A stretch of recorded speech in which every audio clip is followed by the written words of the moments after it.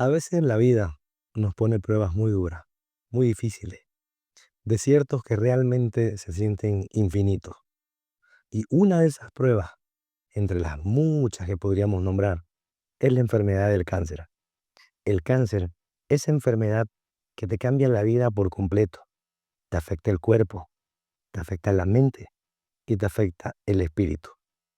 Hoy tenemos la dicha de recibir un guerrero que venció el cáncer, una persona que se caracteriza por ser una persona sana, un deportista, alguien que el cáncer no logró vencerlo, sino más bien fortalecerlo.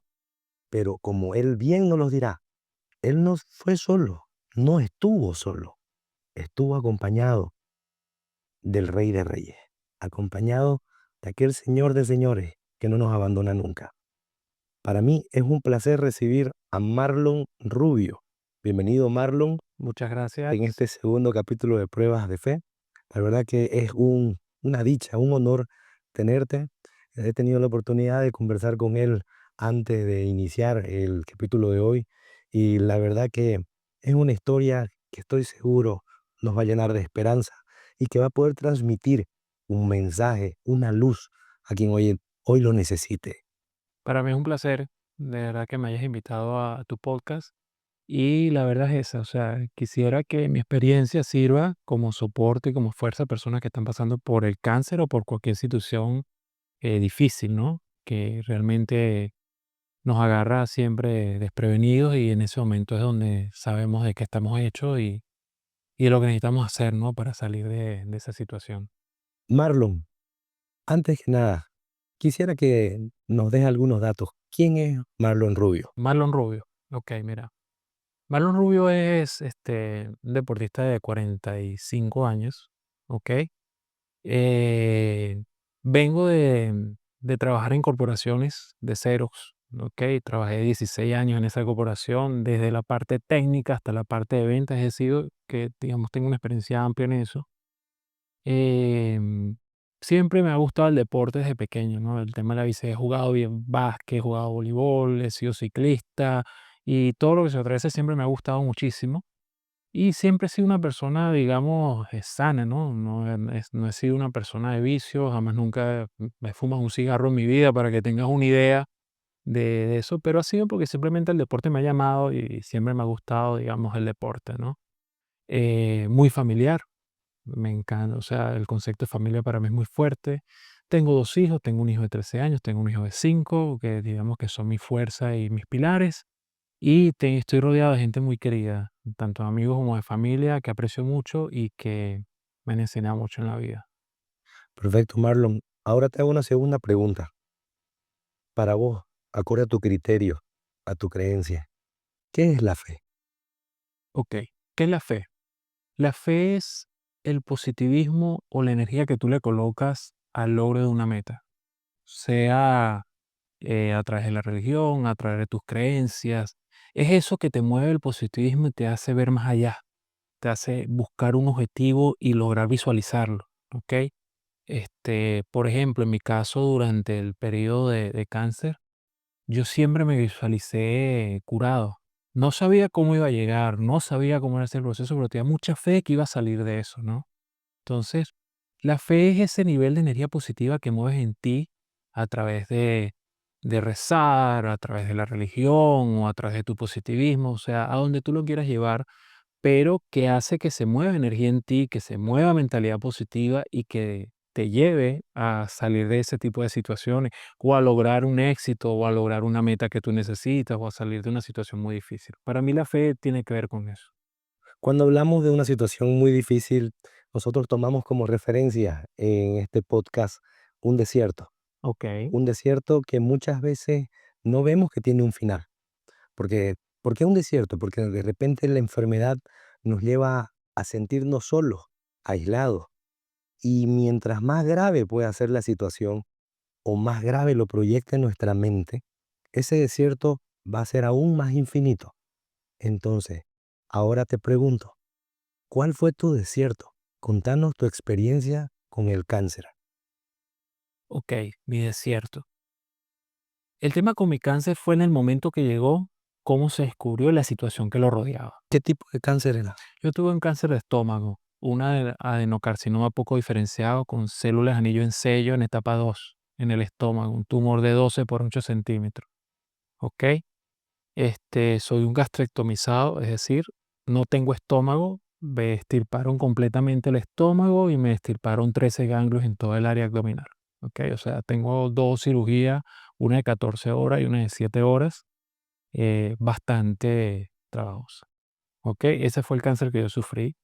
Fueron 8 quimioterapias más las 2 cirugías, el periodo digamos, el tratamiento y lo que hicieron para curar. Mi desierto fue, digamos que yo venía de una situación de crisis laboral, ¿ok?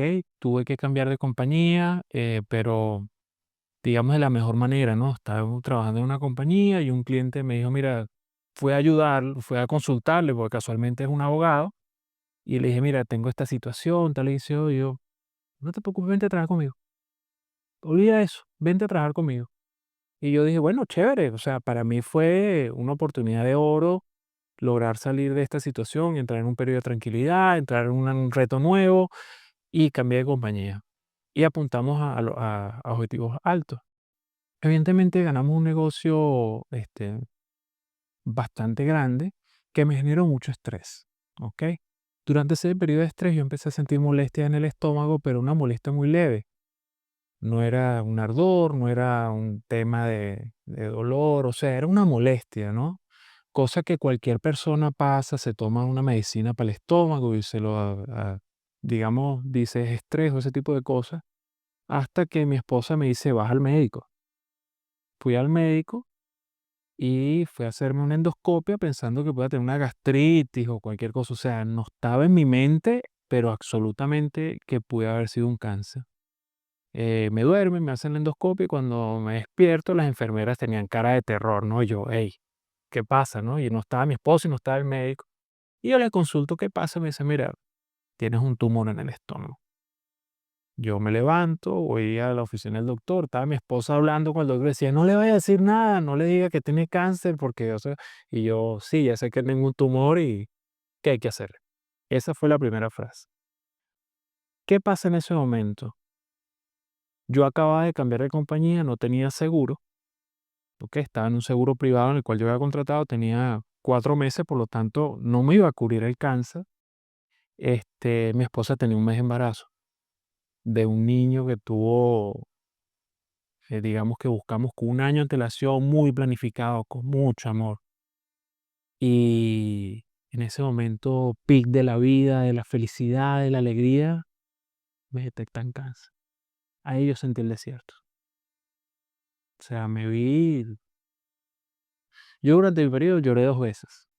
Una, el día que me detectaron el cáncer, porque sentí mucha injusticia. O sea, ven acá, estoy en el momento más feliz de mi vida, voy a tener un hijo que busqué con todo el amor del mundo, me está yendo bien el trabajo, o sea, ¿por qué? ¿No? Fue ese por qué es lo que yo puedo definir como el desierto, el por qué voy a vivir esta situación, por qué estoy en esta situación, y ahí fue donde, digamos, empecé mi proceso de una vez de cambiar el Marlon que yo era y buscar la solución. Cuando decís por qué, Ujú.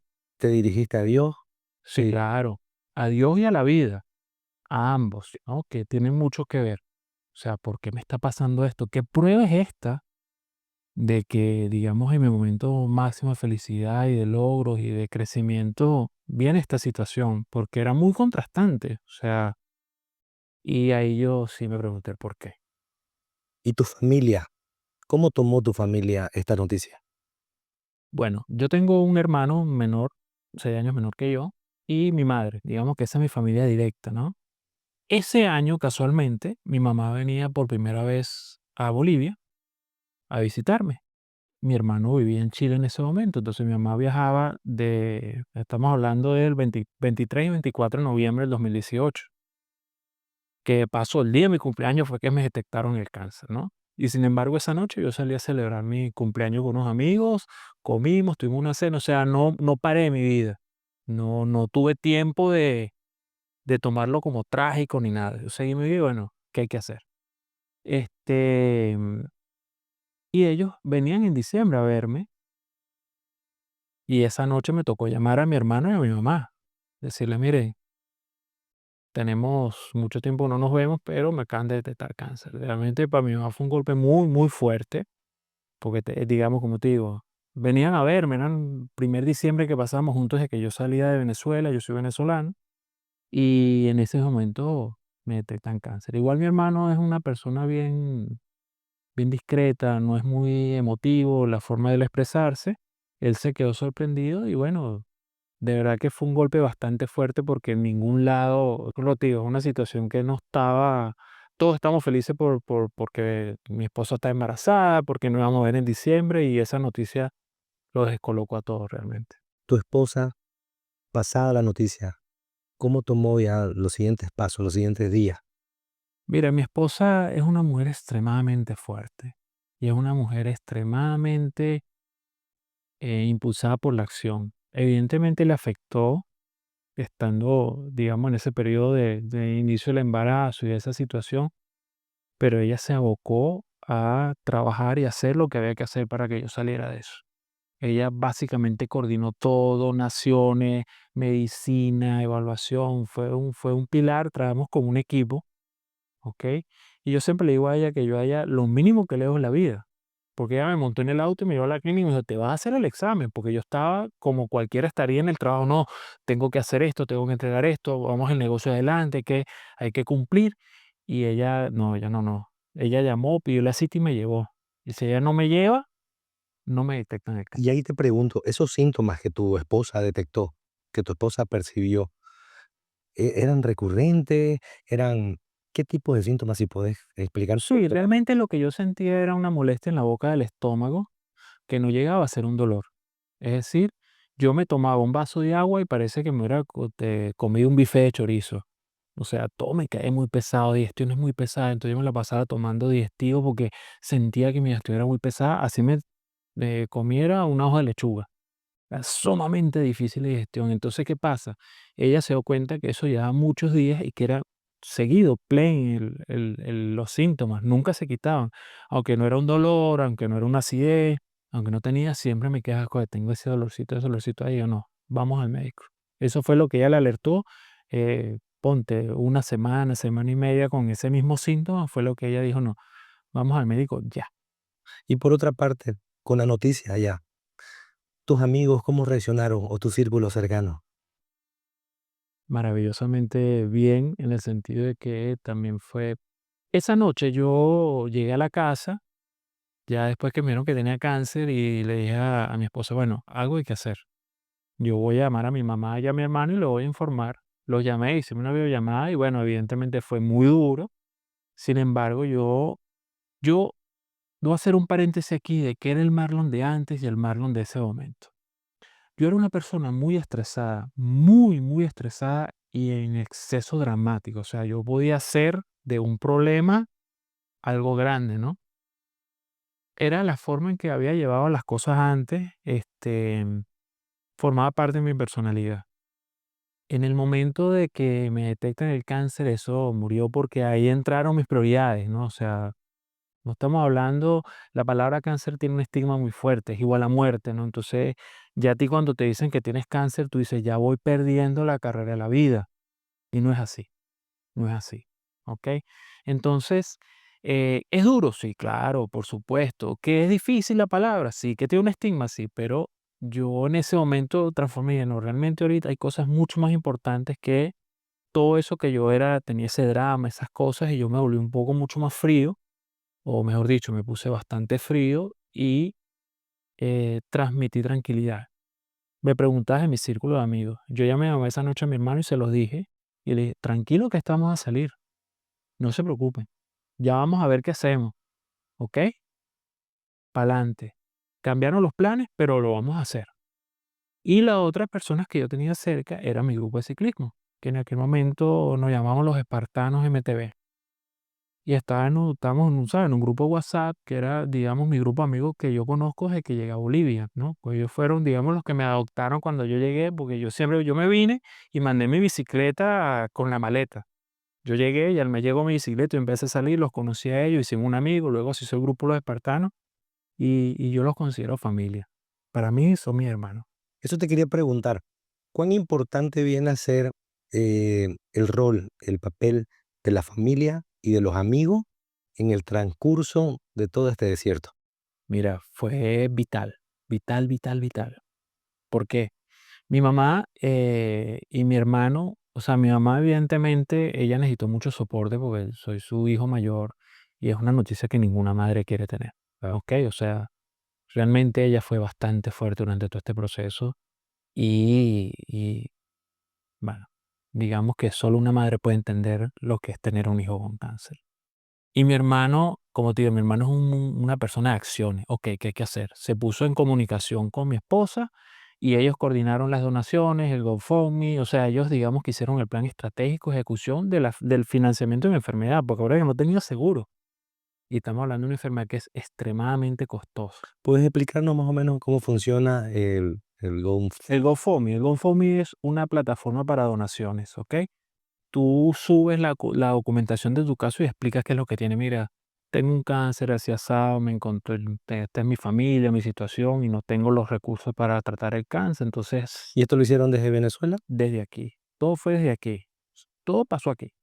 Entonces, mi esposa hizo eso junto con mi hermano y lanzaron el GoFundMe y la gente fue a donar, empezó a donar. Entonces mi hermano colocó dinero, mi esposa colocó dinero y viene la parte de mis amigos del ciclismo. Yo ese día les escribí en el grupo, le dije, mire muchachos, me está pasando esto, me acaban de detectar un cáncer de estómago, estoy sin seguro, porfa, lo que me puedan ayudar, eh, de verdad que es bienvenido. Ese fue el mensaje, o sea, no fue un mensaje, digamos, como te digo, en un estado más frío, ya decidido a ver qué hacía y no hubo drama.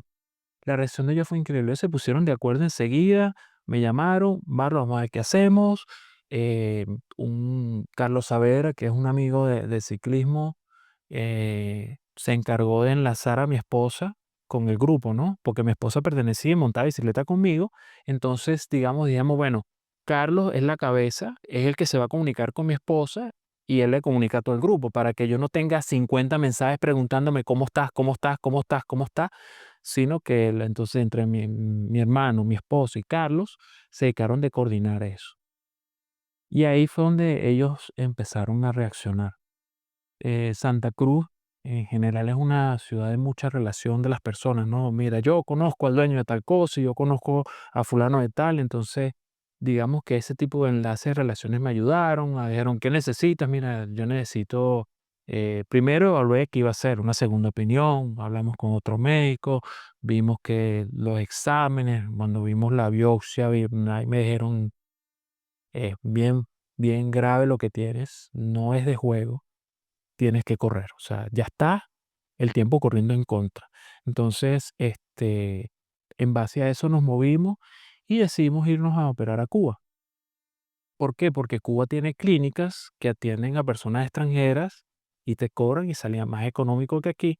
Segundo, mi suegra vivía en Cuba, o sea, tenía donde quedarme y salía más barato que aquí en Bolivia. Entonces dijimos, bueno, vámonos a, primero te aíslas, ¿no? O sea, estás en una isla, en una clínica, tienes el apoyo de la familia, económicamente sale más barato y decidimos irnos a Cuba. Entonces mis amigos en 15 días me consiguieron el pasaje por donación, me consiguieron el dinero, o sea, ellos lograron donarme $5,000, pero en 15 días, o sea, fue sumamente rápido la forma como ellos se movieron, el apoyo. Y ya el 5 de diciembre estaba yo montado en el avión yéndome a Cuba con $5,000 para mi operación y el pasaje donado 5 de diciembre de qué año? del 2018. Del 2018. Y a partir de aquí, una vez estando en Cuba, Ujú. ¿qué fue lo más difícil de lo que se venía, de ese proceso? Mira, todo el proceso es difícil, ¿ok? El tema es tú cómo lo llevas, ¿ok? Eso hace gran diferencia a nivel de cómo te es el tratamiento, cómo te rodeas con la gente. O sea, yo llegué a la clínica y yo estaba tranquilo, eh, dispuesto a hacer lo que iba a hacer. Imagínate que yo no sabía que era una quimioterapia. pero no tenía ni idea, ni por concepto, que era una quimioterapia. Los doctores se reúnen conmigo, me dicen, mira, ellos, digamos, la decisión la toman por junta médica, no la toma un doctor, ellos hacen un equipo médico, hablan conmigo, me dicen, mira, Marlon, no te vamos a operar porque si te operamos, te vamos a esparcir el cáncer por el tipo de cáncer que tienes. No sabemos las células cancerinas en qué parte del estómago están, aparte donde está el tumor. O sea, entre las capas musculares puede haber. Entonces, si nosotros llegamos a cortar y una célula se escapa, una metástasis, ahí no hay nada que hacer. El estómago está rodeado de todos los órganos, básicamente. Encima está el hígado, el páncreas al lado, o sea, los riñones, todo. Entonces, vamos a darte 4 quimioterapias y después te vamos a evaluar, te operamos y luego no me dijeron que iban a haber 4 quimioterapias además. ¿Por qué? Porque ellos no te, la quimioterapia es tan fuerte y es tan difícil que ellos no te dicen que después de la operación viene otra porque psicológicamente te afecta. Y yo estaba entrando en este proceso totalmente inocente que era una quimioterapia. No sabía nada, pero mira, hay que hacer quimioterapia y ok, eso es lo que hay que hacer, se hace, ¿ok? Me llegan a la primera quimioterapia y ahí donde yo ese día sentí que es tener cáncer. Me sientan en una sala y digamos que yo era el más joven de todos los que estaban ahí. Habían señoras cubanas, cubanos. El cubano es una persona muy alegre, muy positiva, o sea, es impresionante la energía. Yo aprendí tanto en esa sala. Ponen el suero y me dicen, son 4 horas que la quimioterapia. Y yo, bueno, me sientan, me ponen el suero y me dan un viaje de pastillas para las náuseas, para todo ese tipo de cosas.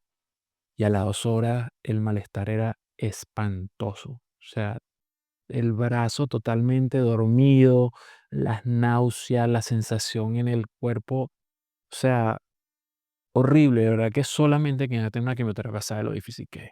Y yo ese día entendí que tenía cáncer, físicamente, ¿ok? Mentalmente, tú sabes que lo tienes, pero ese día tú te das cuenta de que lo que viene es complicado, difícil. Sin embargo, yo siempre dije, bueno, si esto es lo que hay que hacer, se hace. Y esa noche tuve un episodio impresionante. ¿Por qué? Porque llego a la casa de mi suegra sintiéndome espantoso. No te puedo explicar lo horrible que se siente la quimioterapia, ¿no? Y de repente me empieza a dar hipo, ¿no? Pero el hipo iba creciendo fuertemente, ¿no? Llega un momento en que yo me quedaba sin respirar del hipo y mi suegra viéndome como, Dios santo, ¿qué hago? ¿Me entiendes? Porque ella estaba, digamos, ella es mi segunda madre. Ella 5 meses me adoptó. O sea, ella me cuidaba. Entonces ella estaba sentada viéndome con un hipo que no se me quitaba. Estuve 3 horas con hipo. Cuando a mí el hipo se me quitó, yo me desmayé del cansancio. Y al otro día me paré y dije, bueno, ok, listo. Pasó, ¿qué es lo que hay que hacer? Ya, listo. Esto hay que lucharlo, esto va a ser así, se lucha. Nunca dejé que eso me tumbara, ni depresión, ni tristeza, ni nada. Yo tenía un niño por qué luchar, que venía en camino, y yo lo quería conocer. Tenía un niño que de eso tenía 8 años y que él no sabía qué estaba pasando. Yo le dije que me iba de viaje de trabajo y no le dije nada porque, o sea, no iba a saber a manejar la situación y no quería angustiarlo sin necesidad, ¿me entiendes? Entonces, tenía mucho, por lo cual pesaba mucho más que lo que eran los síntomas físicos. Y sobre todo la fortaleza mental que tú tienes que tener para pasar esos malestares. Son horribles, espantosos. ¿Podrías decir entonces que tus hijos fueron esa fuerza o parte de esa fuerza que te impulsó a seguir adelante? Fue lo vital. Perfecto. Aquí te quiero preguntar, Mm, ¿en qué momento decidí aferrarte a tu fe? Me habías comentado de que solicitaste, pediste, claro, oraste sí. la intercesión de un santo. Contame, por favor. Ok, mira. em, yo todas las noches le oraba a 2 personas. A mi padre, que falleció cuando tenía 16 años, y a San Lázaro le pedía. ¿Ok? Le tuve mucha fe a San Lázaro, me han regalado un San Lázaro y yo le tenía mucha fe, que todavía lo tengo, ¿no? Y es mi figura, está viejito y todo, pero yo lo amo y lo adoro. porque la fe que Él genera en mí es muy poderosa. Entonces yo todas las noches le rezaba a San Lázaro para que me diera la fuerza para pasarlo y que no dejara que me fuera sin conocer a mi hijo.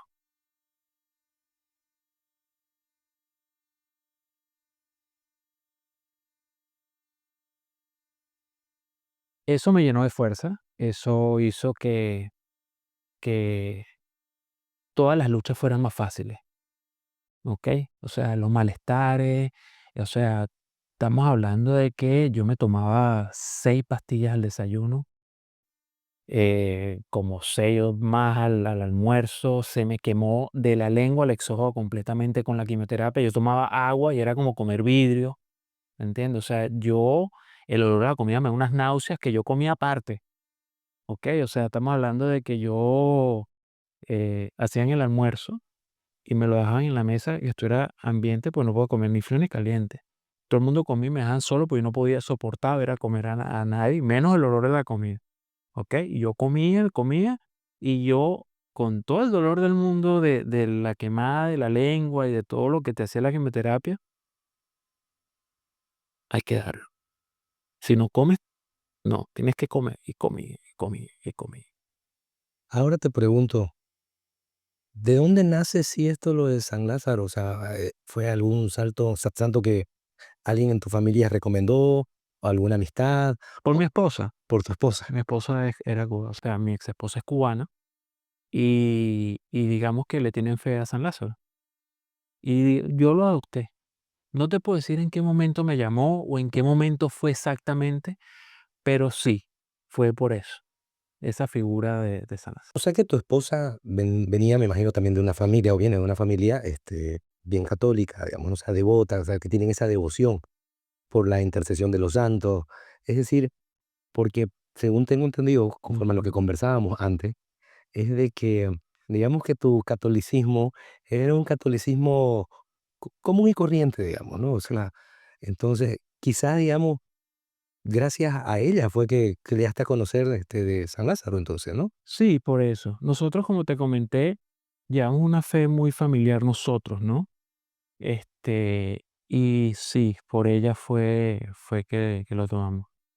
En, en Cuba, este, digamos que la religión, cuando yo llegué, yo siempre me até a eso, ¿no? En Cuba existen muchas corrientes religiosas de sus creencias y son muy respetadas, mucha gente se acercaba y hablaba conmigo, ¿sabes? Porque al final todo eso te lleva a que tu fe se fortalezca, Sí, ¿me sí, entiendes? O sí. sea, em, te habla un católico, un budista, un taoísta, un santero, quien sea, ¿ok? Que tenga su creencia en Dios a través digamos, de sus creencias específicas, fortalece tu fe. Y la fe es lo que hace que tú muevas esa energía y que tú puedas seguir avanzando y que te dé esperanza. Y la esperanza y la fe hacen cambios químicos en tu cuerpo. Aunque la gente dirá, no, si no, no, sí lo hace. Y no es un tema holístico, es un tema de realidad. Una de las cosas que pasa con el enfermo de cáncer es que se deprime. Y apenas tú te deprimes, tu cuerpo inmunológicamente se deprime y eso hace la lucha más fuerte. Yo te voy a contar que eh, después que me dio la primera quimioterapia, yo me sentía muy mal. Como te comenté, me dio un ataque de hipo y los otros días eran horribles. Yo me sentaba y comía, juro, y comía y me paraba y el frío, o sea, la piel se te pone sensible porque te quema la quimioterapia, el suero y el viaje de pastillas y todo eso. ¿Y qué pasa? La quimioterapia te destruye las células cancerígenas, pero te destruye las células buenas también de renovación rápida, glóbulos blancos, glóbulos rojos, todo ese tipo de cosas. A los 7 días te hacen una evaluación. O sea, tú tienes 7 días de descanso, te hacen una evaluación y luego te ponen el suero otra vez, ¿no? Según el protocolo. Mi primera quimioterapia, me hacen los exámenes de sangre y cuando yo me siento con la doctora Maite y con con la doctora Vilma, que eran las oncólogas, me estaban tratando en ese momento, ellas ven los exámenes y dicen, estos exámenes salieron mal. Y yo, ¿por qué? Porque te subieron las defensas. Y entonces me dicen, ¿sabes cómo son los cuernos jocosos? ¿Qué brujería te estás tomando tú o qué estás haciendo? Esos batidos venezolanos porque te subieron las defensas, porque no es normal. Lo normal es que las defensas bajen, bajen, bajen, y a mí me subieron las defensas. Y de nada, yo no hice nada. Yo simplemente estoy decidido a que yo voy a salir de esto. Y quizás, ahí te pregunto, ¿podría ser alguna coincidencia o como alguna vez escuché decir, diosidencia o producto de la misma oración que estabas haciendo? Probablemente, porque incluso tú oras y eso genera en ti sentimientos de esperanza, sentimientos de lo puedo lograr, de que no estás solo, de que alguien está contigo acompañándote en eso, ¿me entiendes? Yo, por ejemplo, sí le oré a Dios, le oré a San Lázaro y le oraba mucho a mi papá, que mi papá es una figura vital en mi vida, vital, ¿ok? Y yo lo perdí cuando tenía 16 años, pero yo siento que me acompaña siempre. Entonces yo, todo eso generaba en mí esa oración, esa decidencia, como tú dices, que me generaban que yo tuviera la fuerza para seguir. Y eso hace que muy probablemente mi actitud, las oraciones y toda la forma como afronté eso, que me subieran la defensa para la primera quimioterapia y que los médicos no se explicaran por qué. O sea, tampoco es que es un caso único, pero no es lo esperado. Y ahí los médicos me dijeron, ven acá, Marlon, ¿sabes qué? Queremos hacer un experimento contigo. Queremos subirte la dosis de quimioterapia oral, porque ya me dan el suero y luego tenía que tomar quimioterapia oral en pastillas. Y yo, vamos, ¿no vas a sentir peor? Dale. Pero es lo que hay que hacer, ¿no? Sí, hagámoslo. Y me subieron la dosis de quimioterapia. Y los doctores me decían, es la primera vez que metemos una dosis tan alta de quimioterapia oral a un paciente con cáncer de estómago. Dale, sin miedo. ¿Y cuánto tiempo pasó desde el momento en que comentaste de que suben las defensas, luego esta etapa que acabas de mencionar, hasta el final? ¿Cuánto tiempo pasó?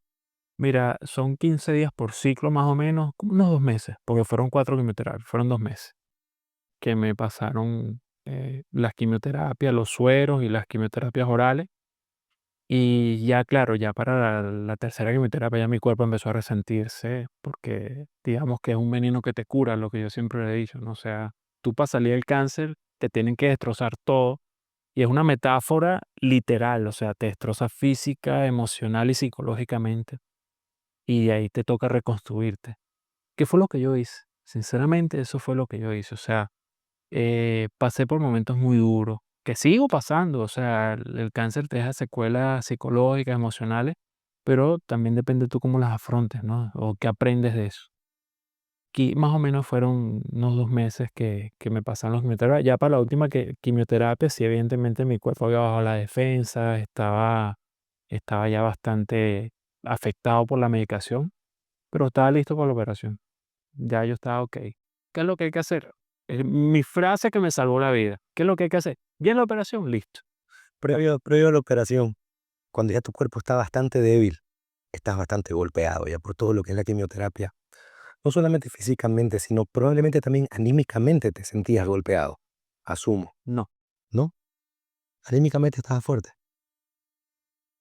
Y te lo digo desde la mayor humildad posible.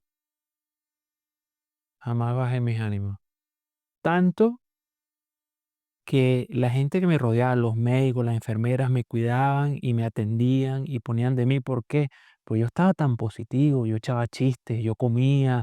O sea, para que tú tengas una idea, y esto tiene que ver mucho con la actitud, y esto es una anécdota donde yo experimenté que como tú afrontes las cosas y la cabeza fría que tengas para ese tipo de situaciones, te puede dar un resultado, ¿no? Durante la quimioterapia, yo me sentaba en una sala y habían 10 12 personas más, todas mayores. Y se acercaban a la señora, tú estás jovencito, y me da un beso en la frente, decía, vas a salir de esto. Y, o sea, tú sentías ese apoyo y entonces había una persona en la esquina, yo cuando salga me voy a comer una pizza, a mí esto no me va a matar. Entonces tú dices, o sea, ven acá, hay gente que lo está sufriendo como tú, pero ahí van, ¿me entiendes? Y había una persona que tenía una señora que tenía cáncer de seno, joven, tenía menos de 40 años, o como 40 años más o menos, y ella: "No, porque yo estoy haciendo la quimio y yo no me voy a hacer la operación porque yo no quiero perder mis senos y no sé qué y tal", pero, yo sí veía que ella no estaba bien, o sea, no estaba llevando bien el proceso, ¿no? Se le notaba porque era muy eufórica y cada vez que se me acercaban las enfermeras me la quitaban y no sé qué. ¿Qué pasa? Esta persona decidió no operarse porque dijo que no. O sea, sus razones habrá tenido. Y durante mi tercera quimioterapia, yo estaba sentado en quimioterapia y casi éramos el mismo grupo, entonces hablaban, nos saludaban, y me decían el rubio, porque mi apellido es rubio, entonces rubio. Me acuerdo, nunca se me olvida una señora que me decía, tú eres hermoso, pero tú enfermo y yo enfermo, así no podemos salir, porque imagínate tú poniéndome la medicina y yo poniendo la medicina, entonces ese ambiente de alegría, en esa situación te anima, o sea, era impresionante, la Te energía era impresionante, pero esta persona se me acercaba y ella intentaba darme mensajes malos. O sea, me decía: "No, pero es que de esto no se sale, no sé qué". Y tú veías que mi positivismo, lo que tú me decías, mi ánimo, hizo que las enfermeras que me la quitaran de al lado. O sea, no, yo estaba sentado y yo sin verlo, o sea, se la llevaban y se la llevaban y nada que se me acercaba. Yo pregunté y era por eso. Porque su forma de afrontarlo, de descuido, de, esto pasa, de no hacer el trabajo, por decirlo así, no hacer la tarea, había hecho que su cáncer volviera. Y ya cuando ella estaba durante el proceso en esas quimioterapias, estaba ya en metástasis. O sea, ya no había nada que hacer. ¿Ok? Entonces, nunca dejé que me tumbara el ánimo. Nunca tumbé el ánimo durante todo ese periodo. Y eso hizo que la persona alrededor apuestan por ti. O sea, mira este muchacho cómo está dándole, vamos con él. Y cuando faltó una medicina me la traían y eso pasaba tanto en el hospital como en los vecinos. O sea, yo me acuerdo una vez que yo llegué de la quimio sintiéndome mal. O sea, los malestares eran cada vez peor cada vez que te dan el suero, ¿no? Y yo llegaba y yo salía a llamar a mi esposa, ¿no? Para decirle, mira, salí y llovió y me mojé, ¿no? Y claro, ya la defensa por el piso me resfrié. Bueno, la vecina al lado, María, llegó y me dijo, Marlon, ¿qué pasó? No, eso se te va a quitar. Y fue y me preparó una medicina natural que me la dio y me cortó el resfriado en día y medio. ¿Me entiendes? O sea, tu estado de ánimo, como tú proyectas tu lucha, el positivismo que tengas, hace que la energía a tu alrededor se mueva en base a eso. Entonces la gente provoca ayudarlo, pero si tú estás caído, no, que me voy a morir, la gente no conecta con eso. Entonces dirías que ese negativismo que tenía esta señora le pudo haber afectado de sobremanera. No le afectó, la sentenció, porque ella puso, es lo que yo te digo, o sea, la fe es una cosa de acción, es algo que a ti te dé energía para moverte a, ¿ok? O sea, yo me puedo sentar y decir, bueno, yo tengo mucha fe que me voy a curar. Si tú no tomas la medicina, por más que tengas la fe, el tamaño del Everest, no va a pasar nada. La fe, tengo fe, voy a salir de esto, me voy a tomar la medicina y si me siento mal, no importa, tengo fe que esto es temporal y lo voy a superar. Cuando tú ejerces esa acción en base a la fe y al positivismo que hace, tú sales de eso. O si no, das la lucha, ¿me entiendes? Porque hay mucha gente que no, que lamentablemente no lo logra, pero digamos que da la lucha. Y es mucha, las probabilidades para una persona con cáncer suben cuando tu actitud, tu emoción y tu fe hacen que suba, digamos, las posibilidades de que logre superar la enfermedad. Y eso es bien difícil, ¿no? Mantener esa emoción de pie, porque obviamente es una lucha de todos los días, es un panorama a veces muy complejo, muy complicado.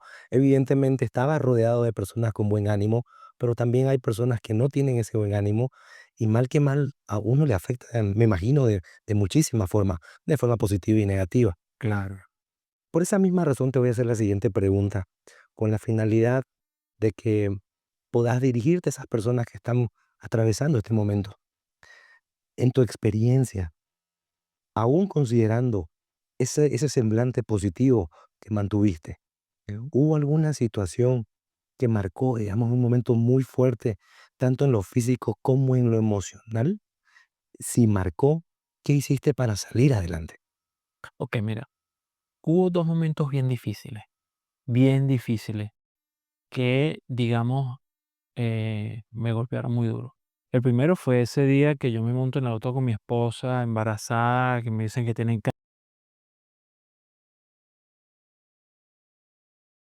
cáncer, yo ahí quebré. Lloré y me pregunté por qué y qué injusticia y tal. Ese día fue muy fuerte para mí, pero me sequé las lágrimas y dije: "Bueno, listo, vamos a darle". El segundo día fue para mi segunda operación.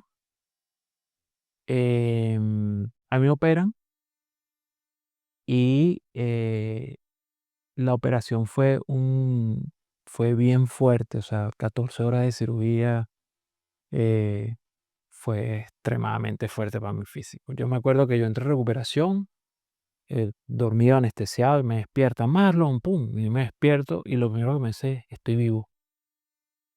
Vi las luces del hospital, vi el techo y dije: "Coño, estoy vivo", pero lo pensé porque estaba todavía con la traqueotomía para la anestesia, para respirar, todo eso, y no podía hablar y evidentemente estaba todavía somnoliento, ¿no? Pero el primer pensamiento que me vino a la mente fue eso: "Estoy vivo, o sea, aquí estoy, todavía hay que darle", ¿no? Y, me acuestan y bueno, evidentemente, por eso digo, el positivismo es una cosa tan buena, cuando tu energía a tu alrededor es tan linda, la gente te acompaña. Mira, a mí esa noche, voy a hacer un paréntesis porque esa fue una noche que yo creo que poca gente vive, ¿no? Desde el punto de vista trágico, pero digamos que también uno lo cuenta y tú sabes que la tragedia a la distancia es comedia, ¿no? Entonces me acuestan y me inyectan directo a la médula los calmantes del dolor, porque evidentemente el dolor era horrible. O sea, estamos hablando de que una cirugía bastante extensa en el estómago, o sea, en el área abdominal y sacaron el estómago completo, ¿no? O sea, no es que remendaron, ahí sacaron de lleno todo. Traen a una persona a mi lado, un profesor con una úlcera gástrica sangrante, entonces te imaginarás que en algún momento se le reventó la úlcera y yo acostado y los médicos corriendo, atendiendo y yo ahí, ¿no? O sea, dentro de mi panorama de positivismo que me sentía bien porque estaba vivo, vivir esa tragedia en recuperación y lo logran salvar, ¿no? Entonces, gracias. Y uno sin poder moverse porque estamos hablando de que tú estás en recuperación con otros pacientes que están operados de grave. Había una persona al lado, una señora que la operaron, creo que de la tiroides o algo de ese tipo, y esa señora estaba muy inquieta, se paraba, se quitaba las vías y no sé qué. Y esa señora cuando a las 5 de la mañana le dio un paro cardíaco. Yo estaba acostado y los médicos se montan encima, la reviven como en las películas y yo acostado así. No, fíjate, no sé tiempo ni de poner la cortina, ¿no? Entonces, la reviven, no sé qué tal, y yo así, sin moverme, y después los médicos logran revivirla, saca, y yo sentado ahí. Entonces, yo pensaba, fíjate lo afortunado que eres, que tú estás aquí acostadito tranquilo, y mira lo que le pasó a esta señora que casi se va, mira lo que le pasó a este señor que casi se va, o sea, tienes que estar agradecido con cómo va tu proceso y cómo lo va llevando. Y me acuerdo que el intensivista me dijo, y era un colombiano, me dijo: "Usted sí es berraco", yo, porque la operación que usted le hicieron y yo ya, fíjate que habían puesto creo que 10 horas de recuperación y a las 6 horas, o sea, apenas amaneció me subieron a la habitación porque ya estaba bien, ¿ok? Entonces, eh, realmente la actitud, el positivismo, hace que todo a tu alrededor funcione de una manera que te ayuda. Entonces, a tu pregunta, si te dicen qué es lo que tú haces que tu alrededor, tu familia, en esos momentos de quiebre, eh, a mí una noche, estando en casa de mi suegra, solo, acostado en la madrugada, que también quebré. Lloré muchísimo y fue como que, sabes, tú eres fuerte, tú eso, pero en algún momento te quiebras. Y ese día fue muy difícil, porque yo sentía que no hay cosas que no te llegan los por qué. O sea, el por qué pasa esto y no tiene una explicación, ¿me entiendes? Ese vacío, a veces tu mente lo llena con cualquier cosa y te preguntas qué hiciste mal, pero si yo no le he hecho mal a nadie, si yo tengo mi familia, o sea, el por qué, por qué, por qué. Esa noche fue muy difícil porque yo no logré entender, o sea, yo no logré concatenar todo y me quebré. Y fue un quiebre espiritual, fue un quiebre mental horrible que me dolió más que cualquier situación física que haya pasado durante el periodo de cáncer. Mis dos momentos graves fueron al principio y eso fue como en la tercera quimioterapia que que me dio ese quiebre emocional durísimo.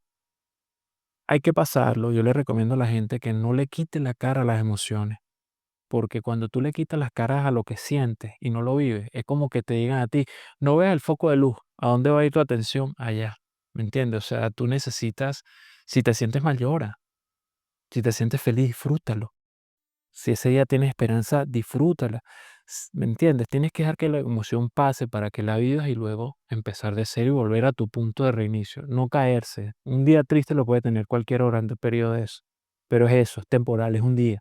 No dejes que eso se te que estacione y te quite tu proceso de sanación. Y es en estas situaciones, cuando uno está atravesando estos momentos así fuertes, de turbulencia muy dura, donde la mente se vuelve probablemente tu peor enemigo, ¿no? Porque te haces ese tipo de preguntas y te vas hundiendo vos solo en esas interrogantes y das espacio o das cabida probablemente al miedo y el miedo se apodera de vos. En alguna situación me imagino que tuviste miedo. Ahí probablemente las personas que hoy están pasando por esto también están atravesando esas etapas de miedo. ¿Qué le podrías recomendar a esas personas desde la fe? Que avance con miedo. Que no deje que el miedo. O sea, no es malo tener miedo. Todos tenemos miedo. ¿Ok? Lo que tú no puedes hacer es dejar que el miedo te pare. ¿Ok? Hazlo con miedo. ¿Ok? Por ejemplo, a mí nunca había entrado a un quirófano el día que me fueron a operar la primera vez.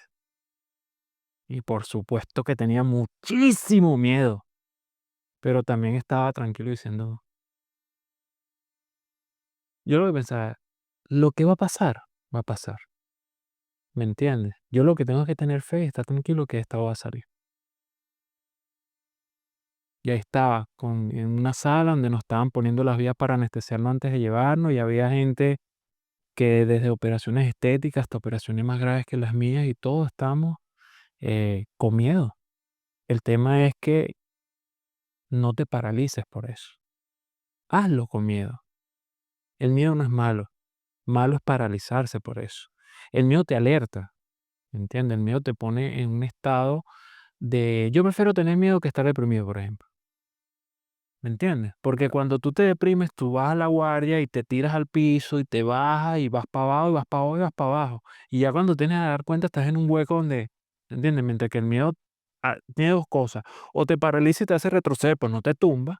O te hace subir hacia adelante. Entonces, no es malo tener miedo. Y usa herramientas que a ti te sirvan. Si tú tienes miedo y rezar te ayuda, reza. Si tú tienes miedo y meditar te ayuda, medita. Si tú tienes miedo y te montas en la bicicleta, como hago yo, y le doy hasta que las piernas no dan más y descargas el miedo, hazlo. Pero está en hacer, en moverse. La vida es cinética, no te puedes quedar parado. ¿Ok? Entonces busca las herramientas. Por ejemplo, la oración es una cosa que a mucha gente le da tranquilidad, le quita el miedo. ¿Entiendes? ¿Por qué? Porque tú estás orándole a Dios, pidiéndole que te ayude, pidiéndole que te dé la fuerza, X o Z. Entonces tú canalices el miedo a una acción, que es esa. Y si esa acción te sirve, y si esa acción te hace cambiar tu actitud, hazlo, hazlo. Y vas a ver que las cosas cambian porque todo viene de ti. Tú cambias y todo a tu alrededor va a cambiar. Luego de la operación, cuando salís de en recuperación, ¿qué cambios vinieron? Contanos. Yo estaba feliz. Yo estaba feliz. Yo sabía, ¿por qué? Porque de mí había salido el cáncer. Ya no tenías estómago, Ya no tenía estómago. tenías que cambiar de vida, sí, en muchos aspectos, ¿no? Claro.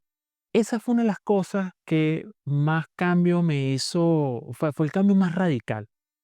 ¿Por qué? Porque nosotros leíamos en la mente que cuando no tenía estómago iba a comer papilla, iba a comer como un bebé. No, no, no. Los primeros 2 días fueron muy fuertes porque no tenía alimentación oral, sino parietal, o sea, alimentación líquida a través de una vena. Y bajé como 6 kilos, o sea, ahí fue donde empezó mi bajada de peso terrible, ¿no? Y ya después empecé a comer sopa, de repente ya empecé a tomar jugo, ya el cuarto día estaba comiendo. No cosas pesadas, pero ya estaba comiendo. Entonces yo dije, no es así. Va bien un cambio, pero no es radical, ¿no? Entonces me explicaba, mira, vas a sentir mucha llenura porque acuérdate, no tienes estómago, ahora es un acomodo intestinal que te hicieron, un asa intestinal, me decía el doctor, entonces es distinto. Este, mm, y yo me sentía feliz porque yo sabía que ya había dado el paso, digamos, más importante, es llegar a la cirugía, es tener la quimioterapia, es la parte, digamos que era hasta ese momento la parte más fuerte hasta que llegó la segunda operación. Que la segunda operación sí fue fuerte, fue por una complicación. ¿Qué pasa? Cuando me operaron, me pusieron una sonda, digamos que de prevención, por si yo no podía soportar la alimentación oral, me iban a alimentar por ahí, y esa sonda iba directamente al intestino. Al séptimo día yo estaba tan bien que me dieron de alta. Para su casa, con dieta, con estos medicamentos, y vienes a consulta, no sé, el martes, por decirte un día. Ok. Esa noche yo me voy y yo tenía mucho dolor, pero yo sentía el dolor en la espalda, ¿no? Y el doctor que me operó estaba de guardia esa noche.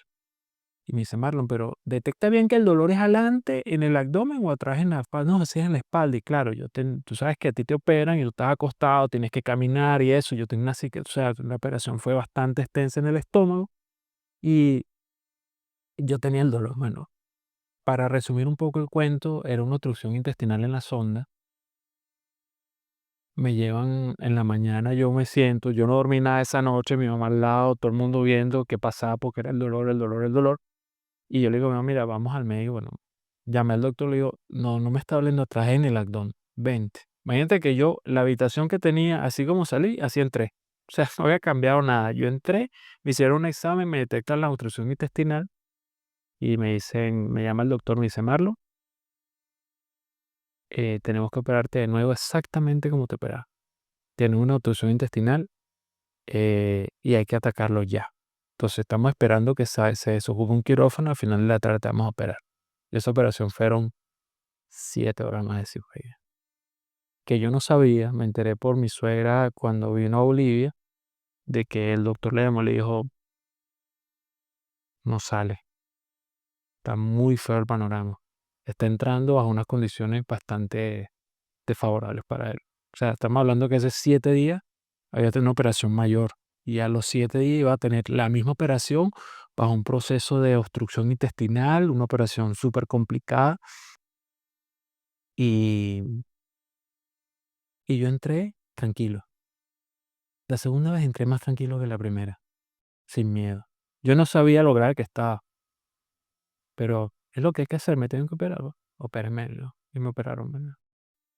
Y aquí estoy, y aquí estoy.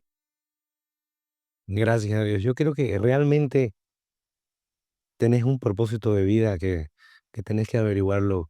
Y bueno, perdón que te interrumpa, pero es que es impresionante, realmente es impresionante. Y en todo este tiempo que hubieras mantenido ese semblante, esa energía de salir adelante, de hacerlo, de hacerlo por tu familia, de pedirle a tu papá que interceda por vos, de pedirle al santo, a San Lázaro también, de hacerlo por tus hijos. Y de verdad que deja una enseñanza grandísima, muy, muy grande, muy grande. Y bueno, de antemano te lo agradezco muchísimo. Aquí quiero preguntarte, cuando ya viene la etapa de recuperación, ¿qué dicen los médicos al respecto? Fascinado con lo que yo hacía. Una de las claves de mi recuperación fue la actividad física. Yo te puedo decir sin miedo alguno que yo durante todo el proceso jamás nunca pensé en que iba a morir. Jamás. Eso no pasó por mi mente jamás. ¿Me entiendes? Mis pensamientos eran mi esposa o hasta con mi familia, con mi hijo. El doctor me decía, ese muchacho tú lo gradúas de la universidad. Yo, claro. O sea, ¿me entiendes? Esa clase de mensaje era lo que estaba en mi mente. Recuperación. La noche que antes de la primera cirugía, yo estaba sentado con mi esposa en la cama. ¿Y tú sabes cuál era mi preocupación?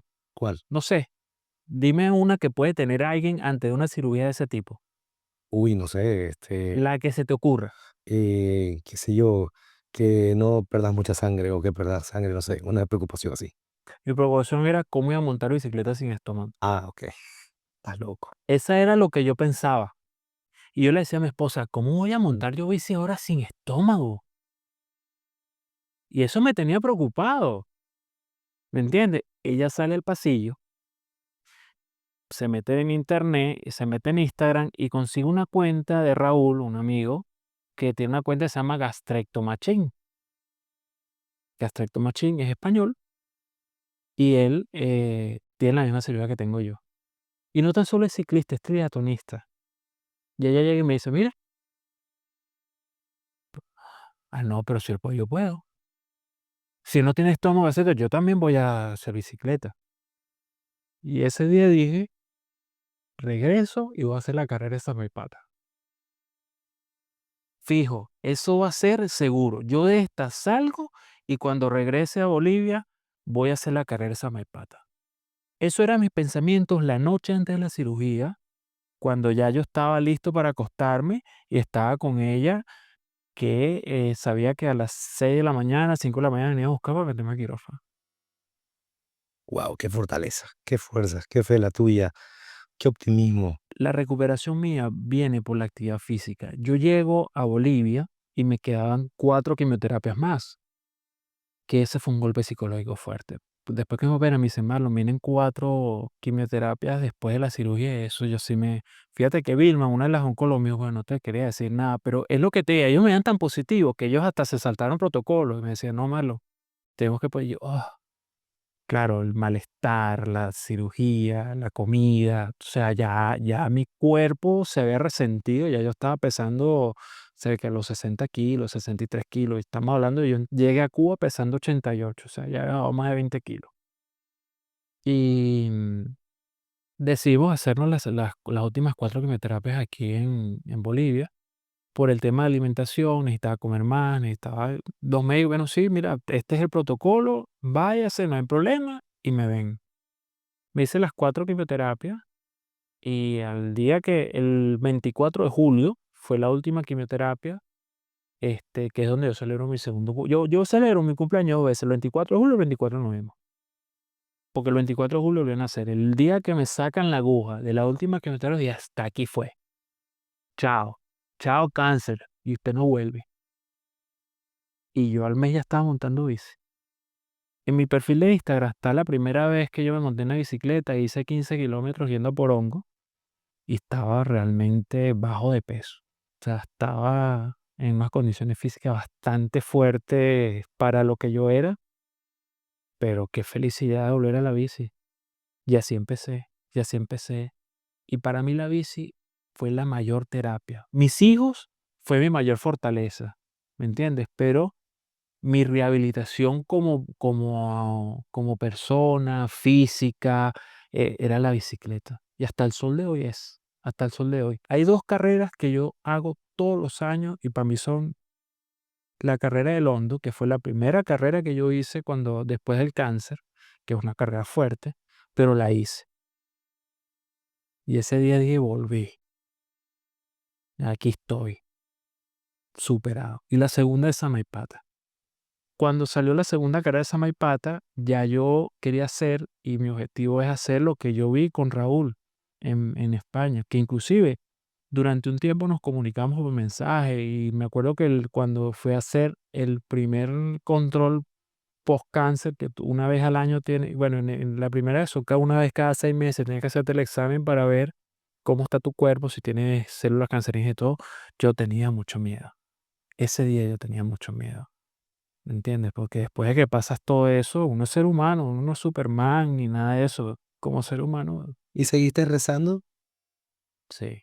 Durante ese periodo de sí. la misma forma que antes? Sí, claro. Pero esta vez agradecida. Esta vez no pedí, esta vez agradecida. Y hasta el sol de hoy agradezco. Hasta el sol de hoy agradezco. Y me acuerdo que Raúl me escribió: Marlon, eso es como un carro cuando da un chequeo de taller, tranquilo. Y que te lo diga alguien que ya lo vivió, ¡fuf! ¡Pum! Enseguida uno, ¡pam! Y me controla y seguí montando bicicleta. El montar bicicleta me recuerda que estoy vivo, que estoy aquí, que que logré pasarlo, ¿ok? Que yo quiero que si alguien ve esto y alguien siente que está en esa oscuridad, que está pasando una enfermedad, se puede, pero tienes que accionar, tienes que ser positivo, tienes que creer en que lo vas a lograr, tienes que ponerte metas, tienes que rezar, tienes que hacer lo que sea necesario. ¿Qué hay que hacer? ¿Me entiendes? Hoy estoy sentado aquí, mi hijo de 5 años, hermoso, mi hijo de 13 años pasando por la adolescencia, pero igual lo amo con todo el alma, convivo con ellos, disfruto, salgo a hacer bicicleta. Por ejemplo, el domingo hice 81 kilómetros en bicicleta, estoy entrenando para Samaipata, que para mí es sagrado. Ya hice la carrera del Hondo este año. Ayer rodé 61 kilómetros y aquí estoy cansadísimo, pero que la gente vea que se puede, hijo, se puede, Así es, claro que se puede. así es. Gran ejemplo. Marlon, para ir cerrando con las últimas preguntas, si pudieras describir tu enfermedad en una sola palabra, ¿cómo la describirías? ¿O cuál sería? Transformación, ¿Por qué? porque yo soy otra persona totalmente distinta después del cáncer. Aunque he pasado periodos de depresión post-cáncer, porque toda historia tiene sus lados grises y la gente tiene que ver el lado positivo y, por ejemplo, hubo un momento en que yo me veía al espejo y yo no me reconocía, o estaba tan delgado que yo no sabía quién era ese que estaba en el espejo. Entonces tuve que reconstruir mi identidad, quién soy, ya no es lo mismo que antes, ya los dramas y las malas vidas por cosas pequeñas se murieron porque hay cosas más grandes en las cuales ocuparse y que al final todo tiene solución. O sea, te acabas de pasar un cáncer gástrico, ¿entiendes? O sea, acabas de pasar 2 cirugías y 8 quimioterapias que físicamente es fuerte. Entonces, no te ahogues en un vaso de agua, ya tú empiezas a ver la vida de otra manera. Mira, yo tengo un gran amigo que se llama Antonio Genua, trabajó conmigo en Ceros, y él me pintó esa foto así, la primera, él vive en Chile, y yo fui a visitar a mi hermano en Chile, y por supuesto me reuní con él, ¿no? Y entonces estamos hablando, y él me dice, cuando yo me enteré que tú tenías cáncer, yo dije, está listo, no va a poder pasar eso. Porque eso es lo que esperaba de mí, ¿me entiendes? Que yo me dejara caer, que me deprimiera, que hiciera esa situación más dramática de lo que es, y para mí no fue así, yo me transformé ya, ¿no? Entonces, para mí, en una palabra, transformación. Esto viene por algo, la vida te está enseñando algo, ¿me entiendes? Entonces, tal vez era para decirte, no es por ahí, tienes que cambiar de rumbo. Y si no lo entendiste por la buena, lo vas a entender por las malas. Y se aprende, ¿me entiendes? Entonces, sí, ya me transformé. Marlon, hoy estás aquí conversando con nosotros, lleno de vida, un ejemplo para muchísimas personas que están viéndonos, para muchas personas que están esperando un mensaje así. Hoy quiero preguntarte algo. Si pudieras retroceder el tiempo y hablarte a vos mismo, ¿qué te dirías? ¿Qué le dirías a ese Marlon que está iniciando este camino? Mira, yo le diría que llevara la vida con más calma y más liviana, que todo tiene solución. Solamente hay que tener la tranquilidad para hacer frío y ver qué pasa. ¿Por qué? Mi cáncer es totalmente atípico. En mis líneas familiares nadie ha tenido cáncer, ni por parte de padre ni parte de madre. Y durante el periodo que esa célula que se dañó y que provocó el cáncer, estoy seguro que fue por el estrés que yo le metí a mi cuerpo durante un periodo de mi vida donde el estrés laboral, el estrés de la vida y eso yo lo llevé a unos sitios donde seguramente fue lo que me provocó. Y las emociones se reflejan en el estómago, ¿entiendes? O sea, eso es así, tú estás estresado y generalmente te sientes mal del estómago, es donde realmente las emociones se reflejan. Entonces, yo le diría con calma, acciona, pero con calma, no te ahogues en estrés. El estrés es el peor enemigo del cuerpo. Perfecto, Marlon. Y como última pregunta, en realidad ni siquiera es una pregunta, es un comentario. Marlon es una persona totalmente agradecida, tal como nos lo ha comentado. Y bueno, es un testimonio viviente de ese agradecimiento, de esa fortaleza por la cual todo el tiempo lo manifiesta y lo manifestó. Y prueba de ese agradecimiento es el logo que lleva en el pecho, el logo. del cual quiero que nos hables. ¿Qué significa ese logo? ¿Qué hay detrás de ese Detrás del logo? logo. Así es. Okey. Este, durante mi periodo de ya de recuperación y que, bueno, al final del día, este, se produce una separación de mi esposo y yo nos divorciamos, ¿no? Por cosas de la vida. Yo en ese momento sentí un golpe de la vida otra vez fuerte, ¿no? Decía: "Ay". Y dije: "Mira, decidí enfocar a otra cosa y bueno, voy a ayudar. O sea, ven acá, estoy vivo, ¿no? Estoy aquí, tengo a mis hijos, voy a superarlo". Y dije: "Voy a hacer una marca de ropa deportiva, y voy a hacer una marca de ropa deportiva para, ayudar a las personas con cáncer". Pero tengo que tener un logo, o sea, estamos hablando, yo vengo del mundo de las ventas, ¿no? Y trabajo con marketing, entonces todo tiene que tener una imagen. Y siguiendo las personas del ambiente de los que sobrevivimos al cáncer de estómago, esa comunidad se llama Seahorse. O sea, son caballitos de mar porque el caballito de mar no tiene estómago, su sistema digestivo es así. Entonces, digamos que es un símbolo que usan las personas que hemos pasado por esto.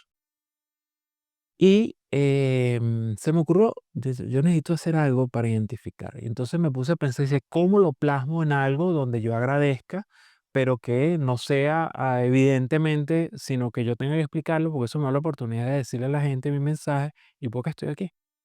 Y llamé a un amigo mío que es tatuador, se llama Octavio. Yo tengo un tatuaje de recuerdo de mi papá, ¿no? A mi papá le gustaba la pesca y es un tatuaje en estilo maorí. Y también tengo mi tatuaje lo tengo en una pierna, ¿no? Entonces, em, David me dice, mira, yo necesito hacer esto, yo necesito que mi logo tenga la corona de San Lázaro, que fue quien me acompañó, mi amigo de Santa Cruz, que cuando yo les escribí, le dije, mira, tengo cáncer, ellos se movieron y dijeron, te va a salir de eso y ¿qué necesitas? Este, y le expliqué, y yo tengo un vacío en el estómago, no lo tengo, y quiero un caballito de mar. Y él en el primer boceto hizo esto, que es mi logo de Seahorse, ¿ok? ¿Qué pasa? Si ven aquí esta parte, es la corona de San Lázaro, ¿ok? Si han visto, estas son las coronas de San Lázaro. Bueno, aquí está mimetizada con el diseño.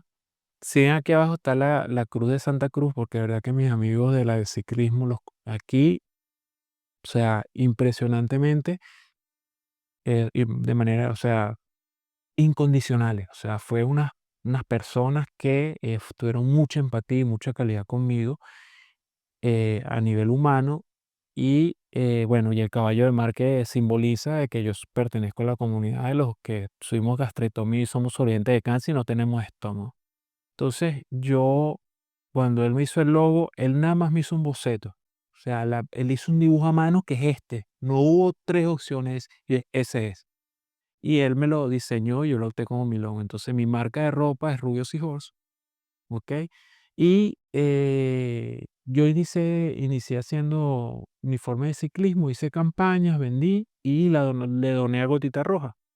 Gotita Roja es una fundación con la que yo colaboro que ayuda a madres de niños con cáncer. ¿Por qué Gotita Roja? Porque si para mí que yo fui un adulto fue difícil, yo no me imagino que es para un niño pasar por esto. Y la otra cosa, sufre más tu entorno que tú. Para el enfermo de cáncer, realmente el daño está en tu entorno, porque está tu mamá sufriendo que tú estás así, y está tu esposa rogándole a Dios que estés ahí para que su hijo nazca y lo pueda conocer, y está tu hijo, Dios santo, que mi papá no se vaya. Entonces, el sufrimiento del entorno es mucho más difícil para el enfermo de cáncer que para él mismo, porque, o sea, si a ti te da náusea, te tomas una pastilla y se te quita, pero el sufrimiento de ver a un familiar enfermo no, eso no hay quien lo quite. ¿Ok? Más que tu actitud y eso, pero no es que tú te tomes una pastilla y ya, te siento bien.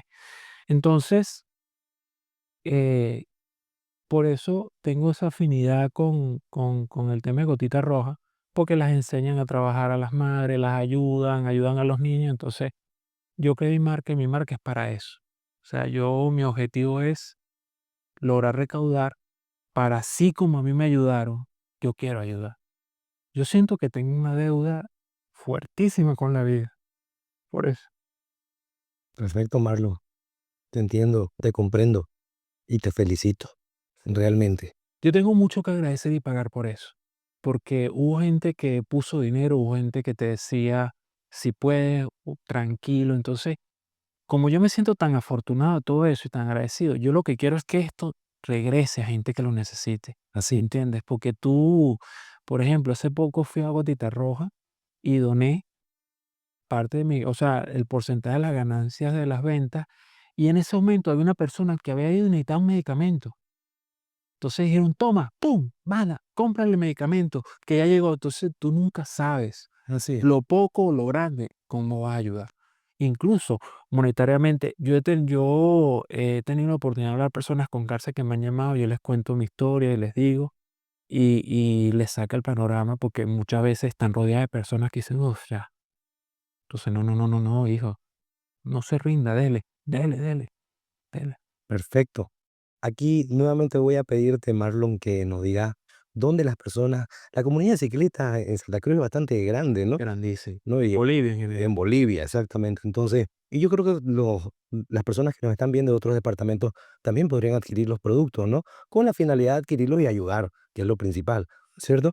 ¿Dónde entonces pueden dirigirse en Instagram? En Instagram, @rubiosihorse, que es mi apellido y mi marca, Rubios y Jorge. Ahí pueden conseguir toda la información.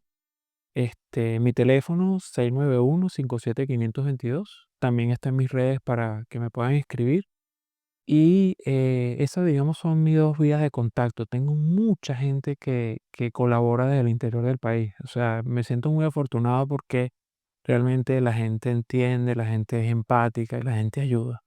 Y yo simplemente, como te digo, yo estoy regresando lo que a mí me dieron. Ese es todo el objetivo, agradecer, más nada. Perfecto, coincidimos. Ese es el objetivo de este espacio. Agradecer y darle un empujoncito a quien lo necesite. Así es. Para cerrar, Marlon, ¿qué último mensaje podrías darle a esas personas que hoy están atravesando o que están iniciando este desierto? Primero, mucha fe. Lo primero que tú tienes que estar convencido es que vas a salir de eso. Si tú no lo crees, nadie lo va a creer. Si tú no tienes fe, nadie lo va a tener por ti. ¿Ok? Empieza por dentro, empieza por uno. Este, Yo pongo la analogía, tal vez suene egoísta, ¿no? Pero cuando tú estás en un avión y te dicen, si se descomprime el avión, atiéndete tú primero y luego atiende otro. Es decir, que tú tienes que estar bien, pues hay una frase que dice, tú no puedes dar lo que no tienes. Entonces, si tú estás pasando por un proceso de esto y tú quieres que tu entorno no lo sufra tanto, tu actitud está por encima de todo. ¿Cómo lo afrontes? ¿Ok? Sé positivo, ten fe, haz lo que a ti te ayude. Reza, medita, lo que tú sientas que te puede ayudar, hazlo, ¿ok? ¿Por qué? Porque eso va a hacer que la lucha sea más liviana. No más fácil, ¿ok? Pero va a ser más liviana. Y no es lo mismo afrontar una lucha de una enfermedad de este tipo siendo positivo, o sea, sabiendo que lo vas a lograr y que vas a hacer todo lo posible por hacerlo, a que te rindas cuando empiezas. Yo te pongo un ejemplo. eh, Estaba almorzando con mi suegra, con su mamá, con Félix, que es un amigo mío, también de Cuba. Estábamos todos sentados con René, estábamos todos almorzando. Y él me empezó a dar hipo, ¿no? Porque, ¿qué pasa? Después de las quimios me daba hipo, ya me quedó eso después de las quimios. Y yo le decía, patalea, pero vas para afuera. ¿Entiendes? Entonces, ¿qué pasa? Tú tienes dos formas de verlo, ¿no? Ay, qué malestar, que me tomo, o no, dale, dale. Patalea todo lo que quieras, pero tú vas para afuera de mi cuerpo, ¿me entiendes? Entonces, la forma como te hablas, como tú dijiste, el peor enemigo es uno, la forma como tú te hablas, como tú te tratas, como tú piensas, hace que tu cuerpo cambie, que tu química cambie, y eso hace que la lucha sea. Entonces, la lucha sea más liviana. Entonces, ¿qué le recomiendo a todas esas personas? Aquí se puede, se puede. ¿Va a ser duro? Sí. ¿Vas a pasar momentos difíciles? Sí. ¿Vas a haber momentos en que vas a perder esperanza? Sí.